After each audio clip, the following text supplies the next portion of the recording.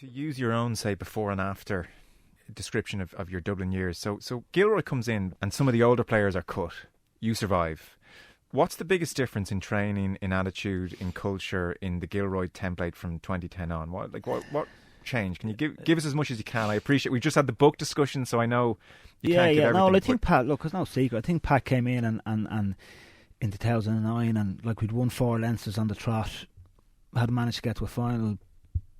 But I think Pat thought we were closer to winning an All-Ireland playing that way than we probably were. Okay. And he decided, I think, to stick with a similar style of football, and we got destroyed by Kerry in 09. So, then we got destroyed by like he kind of changed his tact a little bit. Then we started to play with more men behind the ball, and we got destroyed by Meath, and that's the final again. So I'm not sure what quite happened in that game, how that came about.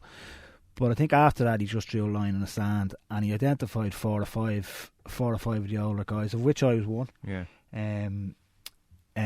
He showed us a few clips back and he said, "You 5 guys are the leaders on this team. What's going on here?" What were the clips? There was stuff where guys had melted at a referee, maybe hadn't chased back, had let a man go. He just picked out small little things that the naked eye would never notice, but when you add up those things, they actually led to 5 goals for Meath. It's about details. Yeah. So we really got into those kind of small finite details that on their own don't make a difference, but when they add up, it's like the winning and losing the games.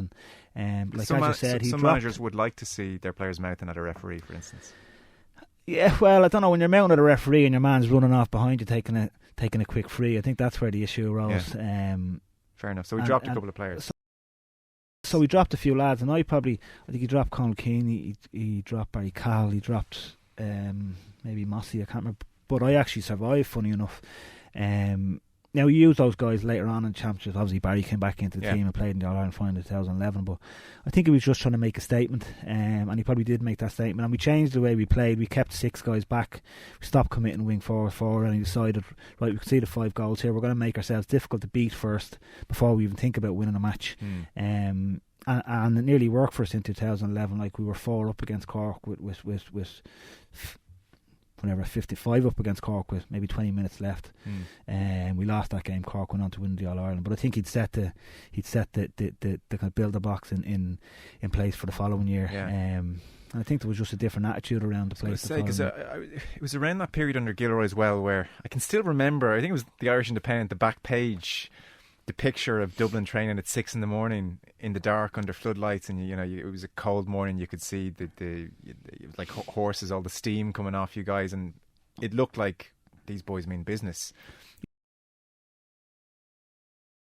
Yeah, I think that probably was. I think that was a case that we'd a block of fitness work to do, and rather than training 5 days a week, Mickey Whelan and Pat decided, look, we can do this in the morning, evening session. The guys are only taking up 2 days rather than 4 or 5 days. We can get it done, and we can give them a rest day. And so it wasn't so crazy. No, it wasn't as bad as it sounded, to be honest with you. And look, it was great. We used to go to into DCU at 6:30, and we finished the session at 7:30 or whatever. We'd have a breakfast laid on, and we'd have a half an hour, 45 minutes to kill before work. So it was a great time to be with the lads, no one else around. And I actually enjoyed those kind of half an hour to 45 minutes after those training sessions. You knew, like, it was first thing in the morning, you'd done this block of hard training and you felt great about yourself. So I think from a psychological point of view, it probably worked very well as well. But like, it's funny, I remember him, like, one case in point, Pat was about, like, he obviously wanted a forward. He wanted probably particularly the likes of myself and Bernard to work hard. I remember in the meeting one day he says to Bernard, I don't think Bernard chased back, and he says, "So Bernard, tell you what we'll do. The other 14 guys will do all the chasing back, and you just stay up there, and we'll try to get the ball up to you. Is that a good plan?" And Bernard, Pat, that is a pretty good plan. Pat was calling his bluff. So after that, Bernard had to chase back every man that came out with a ball. Bernard chased him forevermore. He was going to be put onto the sideline. So I think, like, kind of little things like that. He had a great way with players, and like, it's a good way of doing it. It was. The players really respected him. Like, it was kind of humorous as well. The lads enjoyed how he did it, but he got his message across. So because he kept the humour hidden enough from public. I never really, I didn't get much of a feel for him publicly. I didn't know he'd be kind of ribbing Bernard like that in front of the group. Yeah, no, he had a great kind of dry wit about him, and still to this day, like, I get on very well with Pat. Obviously, we have a great relationship with him because of what we achieved.